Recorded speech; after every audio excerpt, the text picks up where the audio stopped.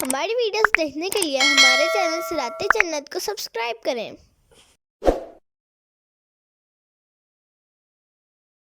وما كان لبشر أن يكلمه الله إلا وحيا أو من وراء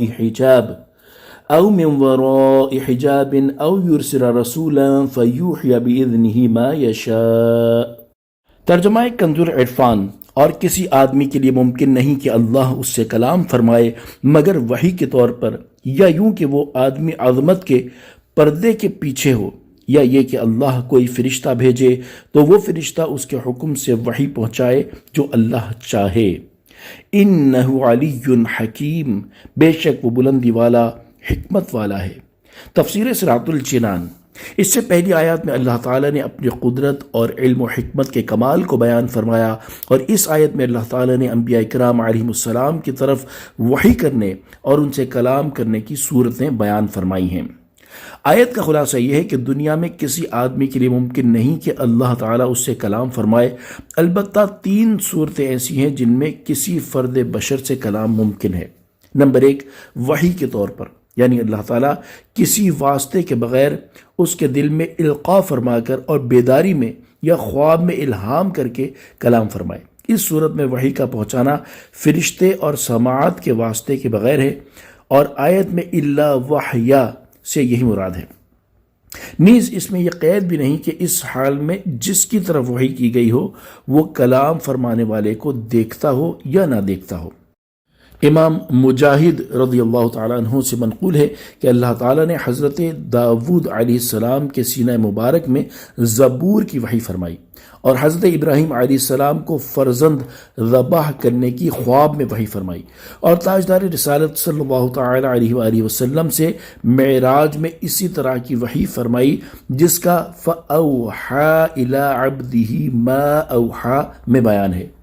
یہ سب اسی قسم میں داخل ہیں۔ انبیاء کرام علیہ السلام کے خواب حق ہوتے ہیں، جیسا کہ حدیث شریف میں ہے کہ انبیاء کرام علیہ السلام کے خواب وحی ہیں۔ نمبر 2، وہ آدمی عظمت کے پردے کے پیچھے ہو، یعنی رسول پس پردہ اللہ تعالیٰ کا کلام سنے۔ وحی کے اس طریقے میں بھی کوئی واسطہ نہیں، لیکن سننے والے کو اس حال میں کلام فرمانے والے کا دیدار نہیں ہوتا۔ حضرت موسیٰ علیہ السلام اسی طرح کے کلام سے مشرف فرمائے گئے۔ شان نزول۔ یہودیوں نے حضور پر نور صلی اللہ تعالیٰ علیہ وآلہ وسلم سے کہا تھا کہ اگر آپ نبی ہیں تو اللہ تعالیٰ سے کلام کرتے وقت اس کو کیوں نہیں دیکھتے، جیسا کہ حضرت موسیٰ علیہ السلام دیکھتے تھے۔ حضور اقدس صلی اللہ تعالیٰ علیہ وآلہ وسلم نے جواب دیا کہ حضرت موسیٰ علیہ السلام نہیں دیکھتے تھے بلکہ صرف کلام سنتے تھے۔ اس پر اللہ تعالیٰ نے یہ آیت نازل فرمائی۔ یہاں یہ مسئلہ یاد رکھیں کہ اللہ تعالیٰ اس سے پاک ہے کہ اس کے لیے کوئی ایسا پردہ ہو جیسا جسمانیات کے لیے ہوتا ہے، اور آیت میں مذکور پردے سے مراد سننے والے کا دنیا میں دیدار نہ کر سکنا ہے۔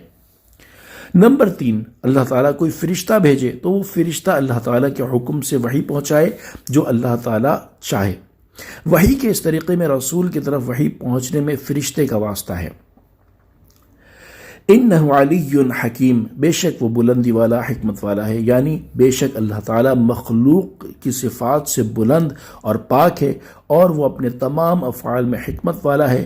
یہی وجہ ہے کہ کبھی وہ القاء اور الہام کے ذریعے، اور کبھی اپنا کلام سنا کر بغیر واسطے کے کلام کرتا ہے، اور کبھی فرشتوں کے واسطے سے کلام فرماتا ہے۔ وَكَذَلِكَ أَوْحَيْنَا إِلَيْكَ رُوحًا مِّنْ أَمْرِنَا۔ ترجمہ کنز العرفان۔ اور یوں ہی ہم نے تمہاری طرف اپنے حکم سے روح قرآن کی وحی بھیجی۔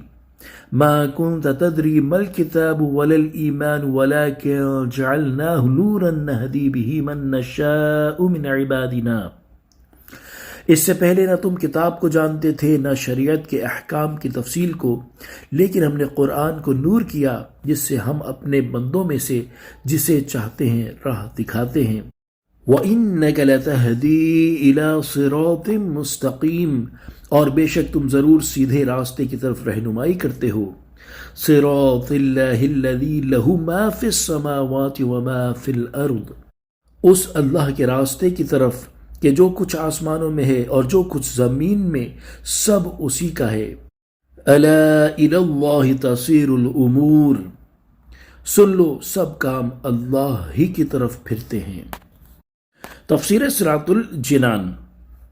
انبیاء کرام علیہ السلام کی طرف وحی کی صورتیں بیان فرمانے کے بعد اس آیت میں اللہ تعالیٰ نے اپنے حبیب صلی اللہ تعالی علیہ وآلہ وسلم سے ارشاد فرمایا کہ اے حبیب صلی اللہ تعالی علیہ وآلہ وسلم، جس طرح ہم نے اپنے تمام رسولوں علیہ السلام کی طرف وحی فرمائی، یوں ہی ہم نے اپنے حکم سے آپ کی طرف قرآن پاک کی وحی بھیجی جو کہ دلوں میں زندگی پیدا کرتا ہے، ورنہ ہمارے بتانے سے پہلے نہ تم کتاب کو جانتے تھے اور نہ شریعت کے احکام کی تفصیل کو جانتے تھے، لیکن ہم نے قرآن کو نور کیا جس سے ہم اپنے بندوں میں سے جسے چاہتے ہیں راہ دکھاتے ہیں، اور بے شک ضرور تم سیدھے راستے یعنی دین اسلام کی طرف رہنمائی کرتے ہو۔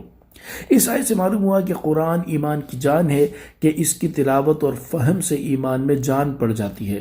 نیز یہ بھی معلوم ہوا کہ قرآن سے سب ہدایت نہیں پاتے بلکہ وہی ہدایت پاتا ہے جسے اللہ تعالیٰ ہدایت دے، اور اللہ تعالیٰ کے اذن سے حضور پر نور صلی اللہ تعالی علیہ وآلہ وسلم ہدایت دیتے ہیں۔